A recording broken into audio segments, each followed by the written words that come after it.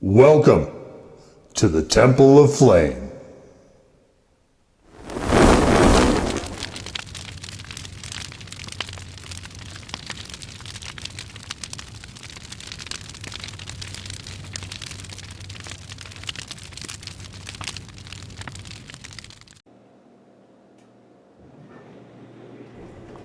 On today, Faithful Acolytes, we take a look at this. And what this is for Maritime Madness, it is the simple Scotch Bonnet hot sauce. And so I did the simple tropical habanero. You can check that out in the hot sauce playlist. They've been doing it a while. Up in Canada, calling this 4 out of 6, which would put it at between a 7 and 8 for me. Not that hot. It is, what is interesting about this, I think, is I like the sauce quite a bit. What's interesting is that this, I think, illustrates the difference between the Scotch Bonnet and its cousin, the habanero, particularly well. And they're calling it one of the tastiest peppers out there. I think I would concur. They've got mango and carrot in here as well. So we've got the Scotch Bonnets, the aforementioned carrots, vinegar is first, mango and xanthan gum. So not a whole lot of, definitely this is a aptly named sauce. It is the vinegar, the peppers, and then some stray carrots and mangoes in there as well. I think this is a really nice sauce. This, I'm not sure whether this one or the Frig That's Hot is my favorite from Maritime. Both sauces I enjoy quite a lot. I think actually flavor-wise I like this one better. That one overall, though, I did enjoy quite a bit. And so this ends my foray into Maritime Madness, and all the bottles are gone except for this one. So they're 9 fluid ounces, and so that's, we whacked through quite a lot of those this year, or the previous year, depending on when you're watching this. This actually, so I'm filming this in late 2024, probably will not go up actually live until 2025, but you can check out the blog where there is no delay, where the written review lives, if you follow the link in the description down below. So we do have this one pours a lot better than the other two for whatever reason. I'm not sure why. We do have a little bit of the xanthan gum jiggle there. So we have a smell here, and we do have a smell that is, I think it's reminiscent.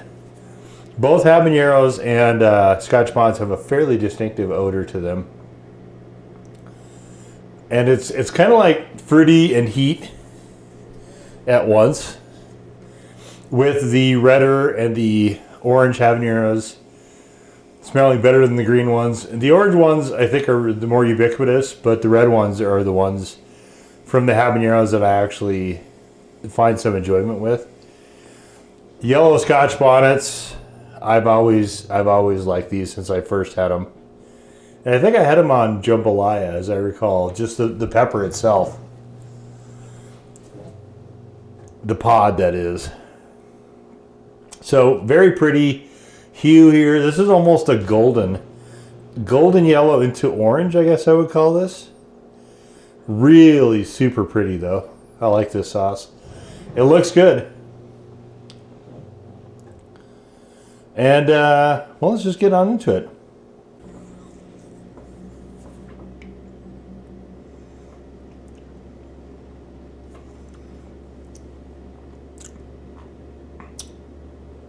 Right away, you get the flavor of the Scotch Bonnet. Scotch Bonnet is the foremost flavor. There is a sort of background of the vinegar, I guess I would say. There is a certain fruitiness to it as well, which is probably from the mangoes, but neither the mangoes or the carrots play, I wouldn't say, super heavily into the flavor here. I think they more round the sauce out than anything. A delight. This is a delight. So if you're unfamiliar with Scotch Bonnet and you want to be introduced to the pepper via a hot sauce, I don't think you can do any better than this. I think the simple hot sauce that clearly is what this is intended to be, you'd be very hard pressed to get a better introduction to the Scotch Bonnet outside of eating the pot itself, which, depending on where you are, can be a bit of a challenge to come across. This right here, this sauce right here. And they shipped it to me. They have no problem shipping to the United States. It does come in this handy squeeze bottle. I think this plastic, honestly, I wish the plastic was slightly softer, but a very, very admittedly minor gripe. It has the you can see right there, it's got the thing that you clip off, and the cap that goes with it right here. See that? So the packaging is quite good. I don't love the sort of white on clear that they're doing here, but again, admittedly very, very minor. It just, I think Maritime is doing a fantastic job overall.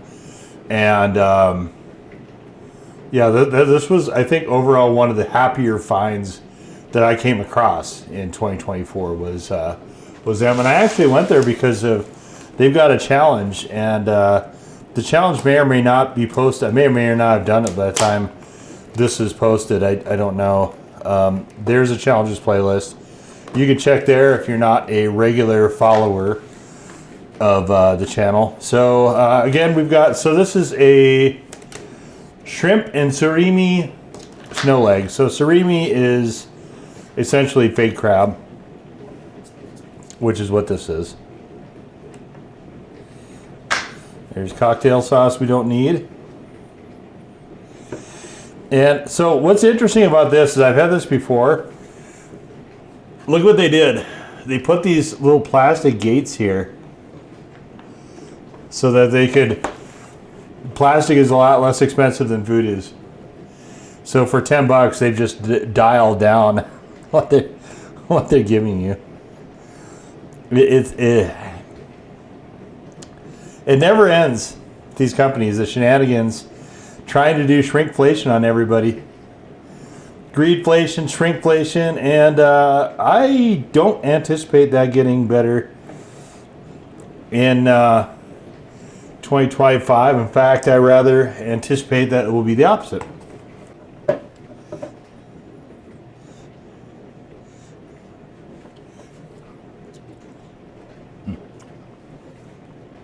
But as of this filming, we're not there yet. So let us dance while the music still goes on.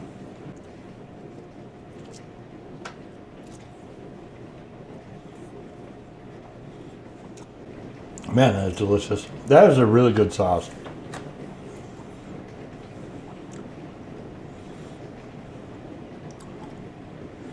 Unfortunately, Scotch Bonnet sauces tend to be really hit or miss for me. I love the pepper.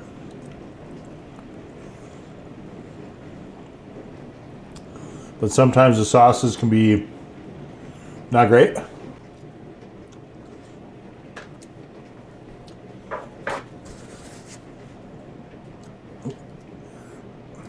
the cap on here. I will say that of all the other Maritime sauces I've had,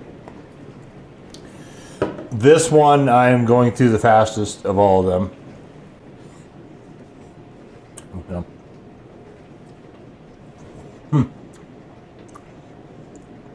That is, not only it works on the fake crab, it's good on the shrimp. But on this here crab with a K, I don't love it.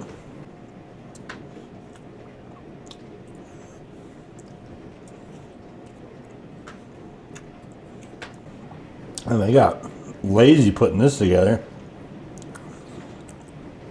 This is the only one I could find with both shrimp and the fake crab. And I did a bowl, well, a tray, just like this for one of the other sauces. I think it was the Frig That's Hot.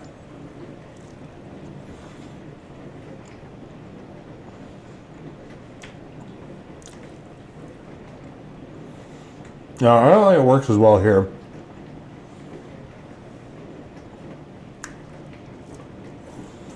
The first sauce I tried from Maritime was the tropical habanero,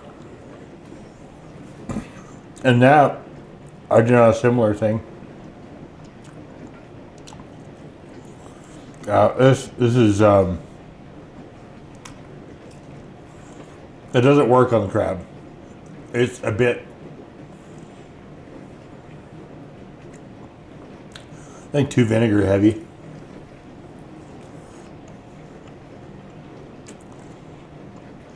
On the shrimp, it's fine. And I love it on fish.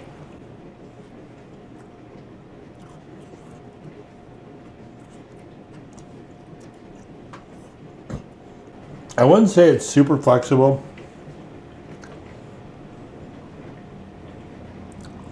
Like, I don't think it would work very well in like a cream sauce dish, for instance. Well, I do enjoy the sauce. I feel pretty strongly it needs to be in the right setting as well.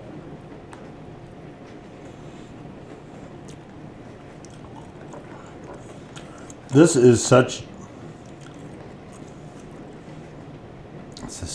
dog shit. This packaging kind of irritates me. Oh. There it is.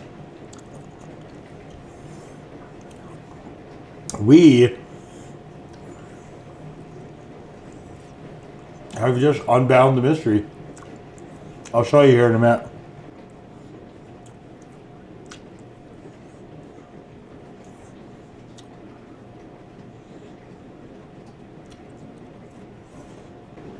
This is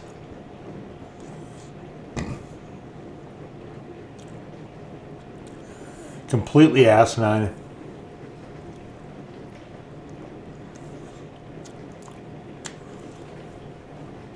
Corporations are not your friend.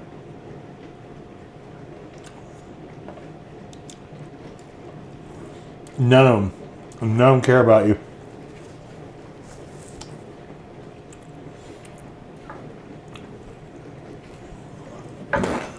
Other than like in the Matrix, where instead of using you like a battery, they want to siphon whatever else they can get out of you. Usually money.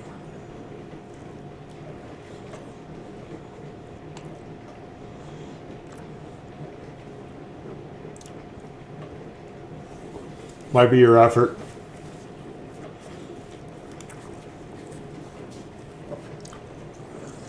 That's why you shouldn't give them your loyalty or your love.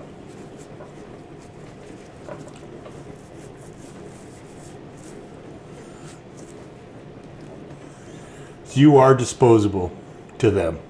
All of them. So look at this. Before, you guys see this? Look at how much real estate this piece of shit takes up. Do they need these fins on the side for this? The last time I had this was not in there. They just put that in the middle. Now we start going, well, why would they do that? Because this cost them 1 or 2 cents at most. But they can knock down a whole bunch of these other food things in here. Less shrimp, less of the crab with a K for $10. Which, you know, the one time I had this, I was struggling to finish it. This one, I could almost certainly eat another one of these.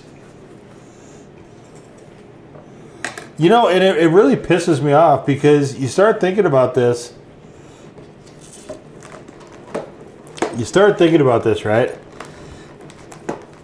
This thing, this de-thawed shrimp that they're trying to save all this money on, expires. It goes bad. And they're not going to sell it. They're not going to give it away. Is it going to go to a shelter? Is this going to a homeless shelter where people don't have food before it spoils? No, the fuck it isn't. It's going in the trash. All so that they can try to squeeze, you know, another 50 cents or $1 worth of shrimp and crab with a K out of it.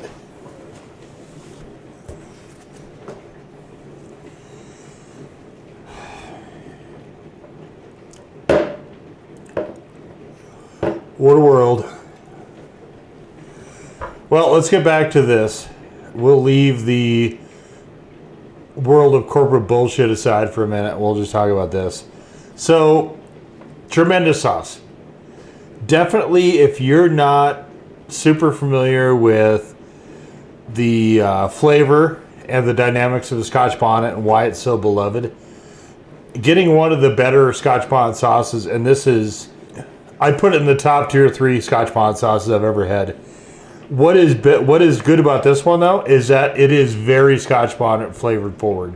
Some of the other sauces don't. They contain it, but they're a different flavor profile.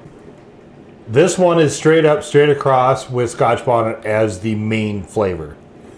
And getting, like, say, for instance, that tropical habanero, you could kind of compare the two and really sort of get a good experience and a really good feel for what the difference of those two is, even though they are related. So from that perspective, well worth doing. And I mean, Maritime Madness makes some other cool stuff. I think that if you buy enough stuff, they might do free freight. I can't remember. But yeah, this is, and I mean, this is handy. This is, you know, you can very, very much control what you're doing here by cutting the top of the lid. It's got this nifty cap. It's got the squeeze capacity. Again, the plastic's a touch too stiff, but it's there. It's a very well blended sauce. The xanthan gum, well, they use enough to hold together, but not enough to make it super goofy in the mouthfeel.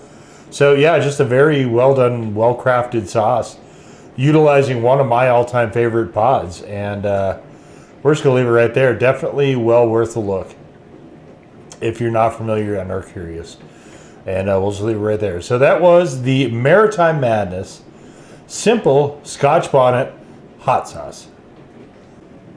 Now go forward in peace to serve the flame.